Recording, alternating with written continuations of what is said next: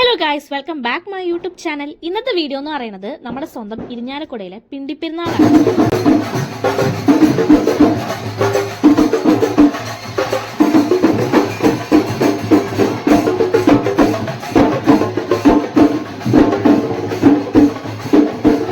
പെരുന്നാളിന് വളരെ നേരത്തെ വന്നതുകൊണ്ട് കാര്യങ്ങളെല്ലാം പെട്ടെന്ന് കഴിഞ്ഞു. നമുക്ക് ലാസ്റ്റ് നമ്മുടെ ഈ പ്രദക്ഷിണമായിരുന്നു നമുക്ക് കാണാനായിട്ടുള്ളത്. ബാക്കി എല്ലാ DJ പരിപാടിയാണെങ്കിലും ഡാൻസ് ആയാലും എല്ലാം കെട്ടിപ്പൂട്ടി എടുത്തു വെച്ചിട്ട് ചില ഒരു സ്റ്റേജൊക്കെ കാലിയാക്കി പോയി തുടങ്ങി. പക്ഷെ എന്നാലും നമ്മുടെ പ്രദക്ഷിണത്തിന്റെ ചെണ്ടമേളയും ബാൻഡ് സെറ്റും ഇതൊക്കെ ഉണ്ടായിരുന്നുകൊണ്ട് നമ്മൾ അഡ്ജസ്റ്റ് ചെയ്തു. കാരണം നമ്മുടെ കുഴപ്പമാണ്, നമ്മൾ നേരത്തെ വന്നില്ല. കാരണം 3 മണി വരെ പുലർച്ചെ ഉണ്ടാവുമെന്ന് പറഞ്ഞു. പക്ഷെ DJ പരിപാടി 10 മണി വരെയാണെന്നുള്ളത് അവിടെ ചെന്നപ്പോഴാണ് മനസ്സിലായത്. അങ്ങനെ നമുക്ക് DJ പരിപാടി ഒന്നും കാണണമെന്നുണ്ടായിരുന്നില്ല. അമ്മയ്ക്ക് ഏറ്റവും ഇഷ്ടം ബാൻഡ് സെറ്റ് ആണ്. എനിക്ക് ബാൻഡ് സെറ്റ് ഇഷ്ടേ അല്ല. ഞാനത് കേൾക്കുകയാണെങ്കിലും ജസ്റ്റ് ഒന്ന് കേട്ടിട്ട് പോവുക, അങ്ങനെയുള്ളൂ. അപ്പം അവിടെ നിന്ന് ചെണ്ടമേളവും ബാൻഡ് സെറ്റും കേട്ട് കഴിഞ്ഞ് അവിടെ നിന്ന് പ്രദക്ഷിണം വരുന്നുണ്ടായിരുന്നു. അതും കൂടി കണ്ടിട്ട് നേരെ മുന്നീക്ക് നടന്നപ്പോൾ ഈ വർണ്ണക്കൊടകളുണ്ട്, പിന്നെ ഫ്രണ്ടിൽ കുരിശുകളുണ്ട്. എനിക്കിതിൻ്റെ പേരൊന്നും അറിയാത്ത കാരണം എൻ്റെ വാചകത്തിൽ ഞാൻ അങ്ങനെ പറഞ്ഞു പോവാണ് ഗൈസ്. കാരണം എനിക്കിതിന്റെ പേര് അറിഞ്ഞൂടാ.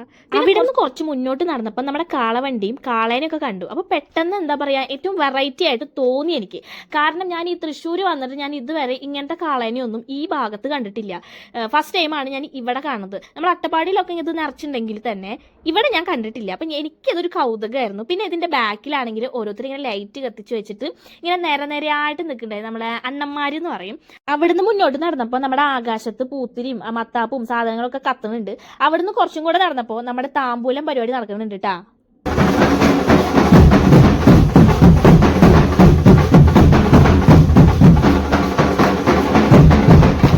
ഈ വീഡിയോ ഇങ്ങനെ എടുത്തോണ്ടിരിക്കുമ്പോഴാണ് ഇവരുടെ ടീഷർട്ടിന്റെ ബാക്കിലുള്ള പേര് ഓർമ്മ വന്നത്.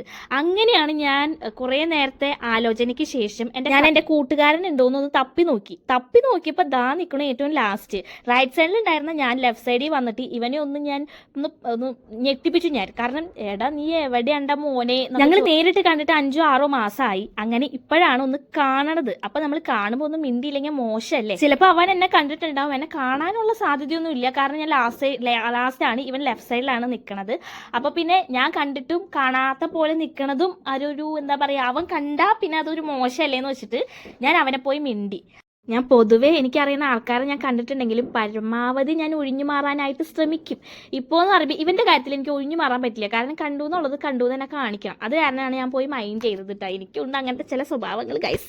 അങ്ങനെ അവിടെ നിന്ന് നമ്മൾ അവൻ്റെ പിന്നാലെയാണ് കുറച്ച് നേരം നടന്നത്. കാരണം അതിൻ്റെ ഫ്രണ്ടിൽ എന്തൊക്കെയോ പരിപാടി നടക്കുന്നുണ്ട്. ഭയങ്കര കാലുവേദനയും പിന്നെ ഇനി അവിടെ വരെ നടന്നിട്ട് ഇനി തിരിച്ച് വണ്ടി ഇരിക്കുന്നതാണെങ്കിൽ ഈ അറ്റത്ത്, നമ്മൾ ആ അറ്റത്താണ് പള്ളി എടുക്കണത്. നമ്മൾ ഇനി തിരിച്ച് നടക്കണോ വേണ്ടേന്നൊക്കെ ഒന്ന് തീരുമാനം എടുക്കലായിരുന്നു. പക്ഷെ ഇവരാണെങ്കിലും ഒന്നും മിണ്ടണില്ല. നമുക്ക് ബാക്കിലേക്ക് നടക്കാനായിട്ടും നമുക്ക് അത്ര പെട്ടെന്നൊന്നും സാധിക്കില്ല. കാരണം അത്രയും തിരക്കുണ്ടായിരുന്നു. നമ്മൾ താമ്പോലത്തിന്റെ ബാക്കിലായ കാരണം കുറച്ചുകൂടെ തിരക്കുണ്ടായിരുന്നു. പക്ഷെ കഴിഞ്ഞതിന്റെ മുന്നത്തെ വർഷം നമ്മൾ പോയിരുന്നു ഈ DJ പരിപാടി ഫുള്ളൊക്കെ കാണാനായിട്ട്.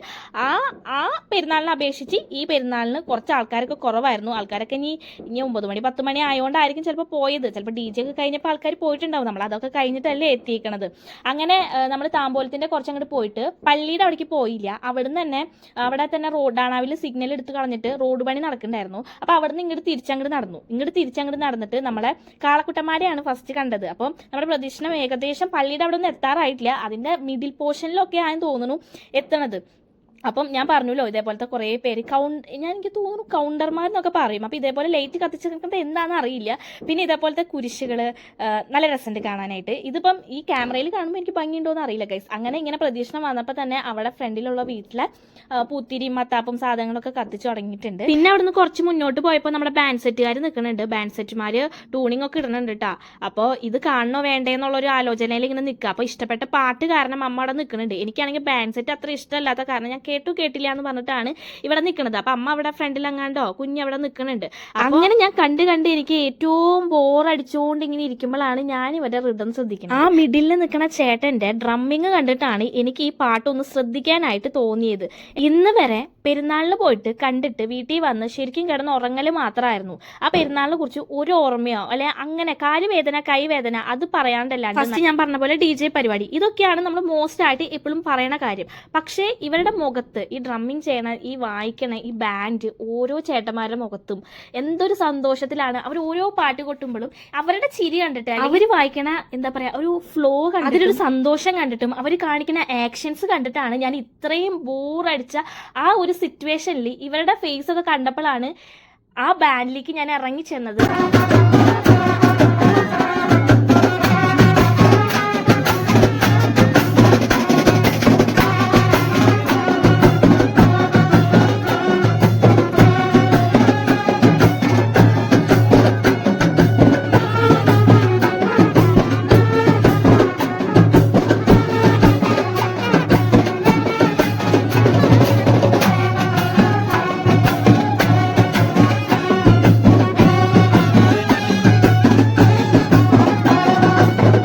ബാൻഡിന്റെ കൂടെ കുറച്ചു നേരം നടന്ന് തിരിച്ച് നമ്മൾ വീട്ടിലേക്ക് പോകാനായി. കാരണം ഇനിയും നേരം വൈകി നമ്മുടെ റോഡിൽ ഒറ്റ മനുഷ്യരില്ല. അങ്ങനെ എന്തെങ്കിലും കഴിച്ചിട്ട് പോവാന്ന് വിചാരിച്ചിട്ട് ഒരു ഹോട്ടലിൽ കയറിയപ്പോൾ ഒരു പ്ലേറ്റ് വെച്ചപ്പോൾ തന്നെ നമുക്ക് എന്താ പറയുക, അത്രയും നീറ്റ്നെസ് ഇല്ലാത്ത ഒരു ഹോട്ടല്.